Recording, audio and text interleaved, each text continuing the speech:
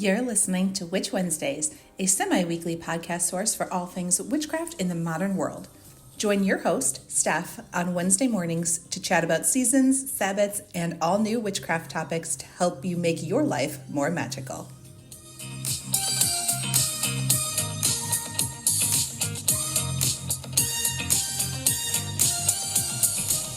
Welcome back to Witch Wednesdays. I'm Steph, and you are listening to this month's magic episode, the Magic of August. And this one almost did not happen. I am recording this the night before. It has been a heck of a 2 weeks over here. Nothing really that great or terrible happening, just that I have been completely off my routine. Even though I was going to make July my month of getting back onto track, that did not happen. And I have just been out of routine, out of sorts, and trying to get everything together. And then I realized that we're almost at the end of the month and I need to do the August magic episode. And then of course there's still a bunch of construction going on outside, so I had to wait until they were done for the day. So it has just been an ordeal of a day, and now it is about 5 o'clock. And this is going to go up in less than 12 hours. So that is how the end of July and beginning of August is going for me. So do let me know in the comments how you are feeling about this time of year. But we are almost to August at the time you are listening to this. It will be tomorrow. And August is generally thought of as the month of harvest and gratitude. This is when the summer harvest festivals start going on in the northern hemisphere. So it's traditionally a month of abundance, community, and also creative energy. As far as the name August, some historians, most, believed that it was renamed August in honor of the Emperor Augustus because it was the time of several of his great triumphs, including the conquest of Egypt, thought of as a great triumph by the Romans back then, and because July was named after Julius Caesar, who was the predecessor to Augustus. There are some other scholars who claim that the name instead comes from the augurs, Augurs, who were some of the priests who interpreted the will of the gods and predicted various events by observing the flights of birds. And in August was when the birds would begin to move from their nesting grounds to start to prepare for their autumn migrations. We still see that going on. So possible that it came from that, but most likely came from the Emperor Augustus. Some of the correspondences associated with August. We have the crystals, which are peridot and carnelian. The animals are the crow, the owl, and the sturgeon.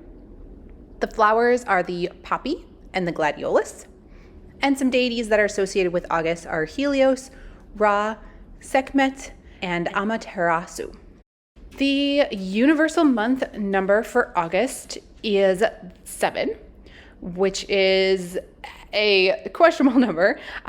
It can be enigmatic, but can also lead to a lot of indecision and uncertainty about decisions to make and which path to take. So it's a month also of patience. And if there are any big decisions that you need to make and are just unsure, maybe wait until next month. And going along with that, the tarot card for August is the Tower. That does not tend to be anyone's favorite card, but it's not all bad, and it just indicates that there is going to be some turnover, some turmoil. It's suggesting that there's going to be some sort of awakening, that the tower is going to come crumbling down, but there is life after that, something being built up. So could be a bit of a tumultuous month. As far as what's going on with some astrological events, moon cycles, we have this month starting out with a Mercury retrograde that goes on for most of the month. It starts on the 5th and ends on the 28th. So that is just something to be aware of, since it does take up most of the month, and there are usually some, form of communication issues and things going on when it comes to Mercury retrograde. But again, it's something where you can't blame all your problems on that. There are ways to combat the usual things that come up, and it's just something that we have to get used to because we've got a couple of those that happen each year. Other things that are going on is that the sun is in the sign of Leo until the 22nd, and then it will move into Virgo. Leo is a fixed fire sign. We also have the month opening with, of course, Lammas, and the moon being a new moon in Leo on the 4th. That is a great time for spells for courage and fertility. The second quarter moon is in Scorpio, and that will add some passion to the month. And then we have the full moon, also called the sturgeon moon, in Aquarius on the 19th. That is a great time for ceremony or ritual. And specifically, moons in Aquarius are great for spells for freedom and friendship. And then we have the month ending with the fourth quarter moon in Gemini on the 26th, which might spark a little impatience before moving into September. We also have the Lionsgate portal. This is an astrological and energetic phenomenon that occurs every year, and it peaks on August 8th, 8/8. It is named for the alignment of the sun in the sign of Leo, the lion, with the star Sirius, the brightest star in the sky, and Earth. So this is something that has been observed for thousands of years. In ancient Egypt, the rising of Sirius, also known as the dog star, coincided with the annual flooding of the Nile River, which was essential for agriculture, and that event marked the Egyptian New Year and was seen as a time of renewal and abundance. And of course, it's significant in numerology as well because the number 8 represents infinity and the eternal flow of energy symbolizing balance and empowerment. So while this period is going on, the sun is in Leo, it's associated with the heart, courage, personal power, and there's an emphasis on self-expression and creativity. So while this Sirius is aligned with the Earth and the Sun, it's believed that there is a portal of powerful, like an energetic gateway that is open that will enhance spiritual growth, awakening, and manifestation abilities. In terms of how that could work in your practice and with your witchcraft, you can absolutely tap into that increased energy that is available for you to work on your personal transformation, get any spiritual insights. Your intuition might be heightened at this time.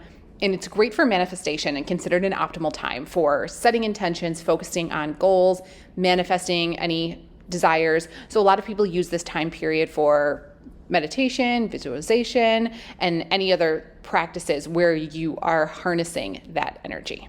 If you are doing any shadow work, it's also a time of healing and release. So you can release any past traumas, any emotional baggage, limiting beliefs, so you can make way for new beginnings and healing. So a great time to also work on Reiki, chakra balancing, crystal healing, all of those various options to further align with the portal's energies. And that also might be why you are starting to feel a sense of, like myself, getting back on track, resetting new goals. Sometimes we associate this with the start of a new school year. If you were in school for many years, you sometimes have that September 1st feeling of wanting to start a new planner and start new goals. And that's great to do any time of year, but it is especially prominent right now with this Lionsgate portal energy. So that's what we've got going on with the astrology, the planets, the stars, the moon, sun. And now let's jump into the holidays. And there aren't too many that we've got in August, but the ones that we do have, both ancient and still going on, are all related to this time of harvest and abundance. Of course, we start with Lammas, also known as Lunasa, which is the traditional harvest festival celebrated on August 1st. The name Lammas comes from the Old English loafmas, which means loaf mass, indicating the offering of bread made from the first harvested grain. Grain is traditionally that first crop ready to be harvested at this time. And the festival marks the beginning of the harvest season and is generally a time of thanksgiving and celebration for the abundance of the earth. And then we head into Mabon and Samhain, which are also considered harvest festivals. Historically, Lammas was a significant event in this agricultural calendar of Northern Europe, so especially England, Scotland, Ireland, and was a time when people would bring that loaf of bread made from the first crop to the church to be blessed. And then after the blessing, the bread was sometimes used in a ritual to protect the harvested grain and the community. But Lammas also has roots in the Celtic festival of Lunasa, which was named after the god Lu, who was associated with skills, crafts, and harvests. And celebrations for Lu included feasting, games, fairs, and just reflection of the community's gratitude for the harvest and their hope for continued abundance, especially heading into the dark half of the year and the winter months. In modern times, it's celebrated by lots of various groups still, but of course, pagans and Wiccans. And Wiccans specifically will observe it as one of the 8 Sabbats on the Wheel of the Year.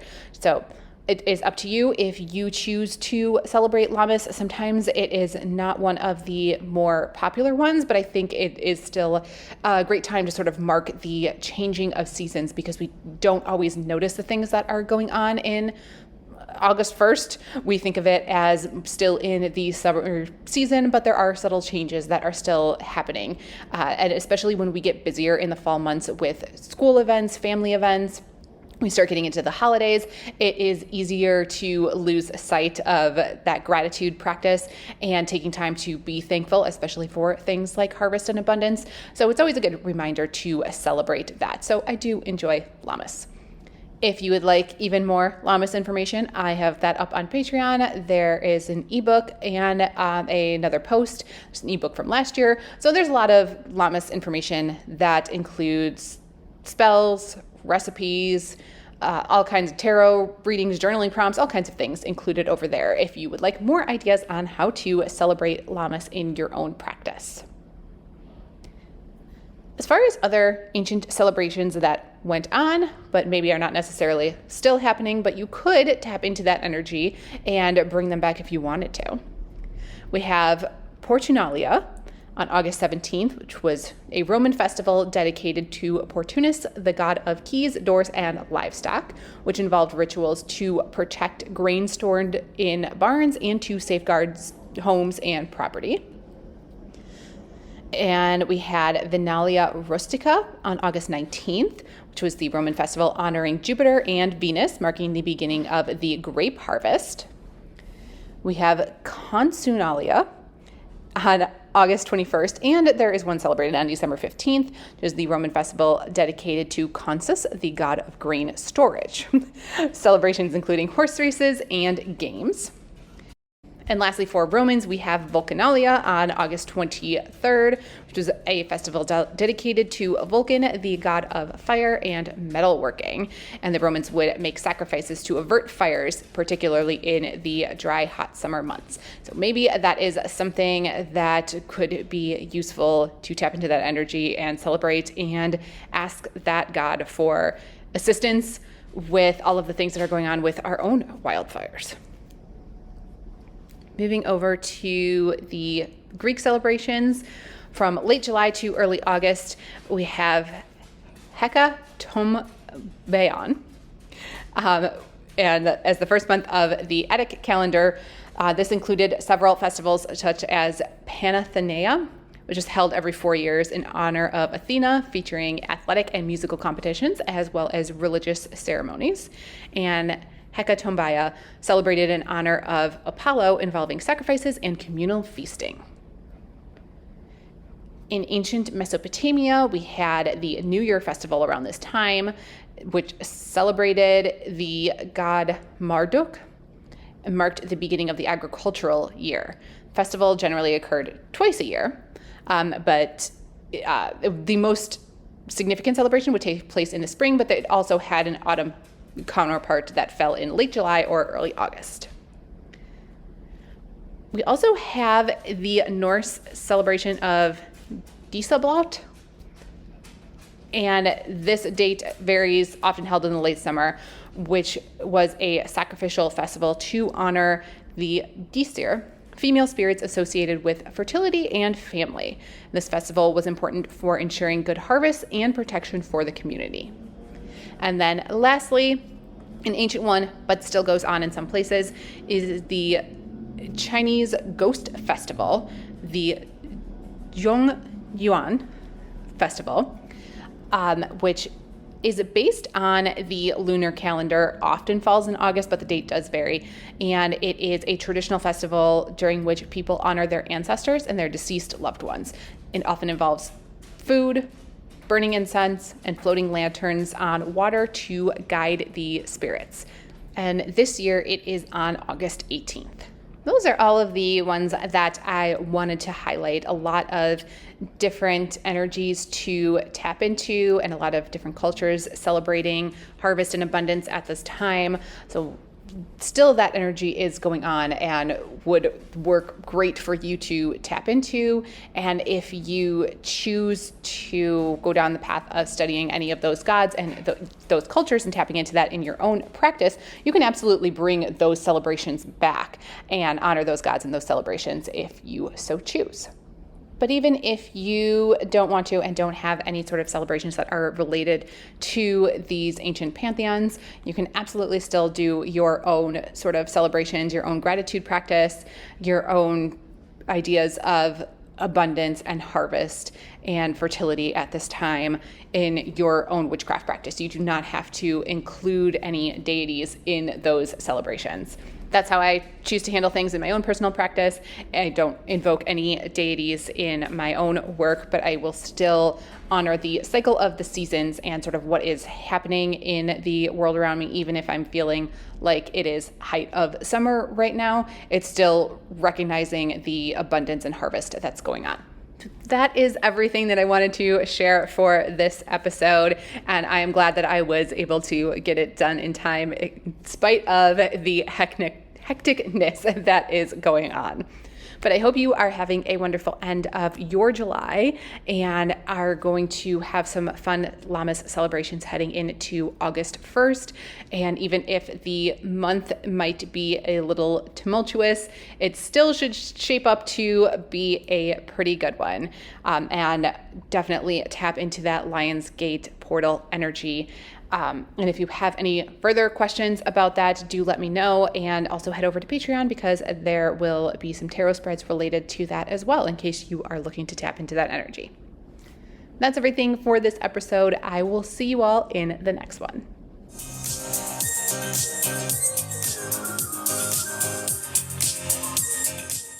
Need even more witchcraft in your life? Subscribe to Witch Wednesdays on Patreon and YouTube for all types of exclusive bonus content like spells, recipes, book reviews, and more, or even order personalized tarot readings and spells. Be sure to follow on Instagram at Witch Wednesdays Podcast, and you can find all these links and more at witchwednesdays.com.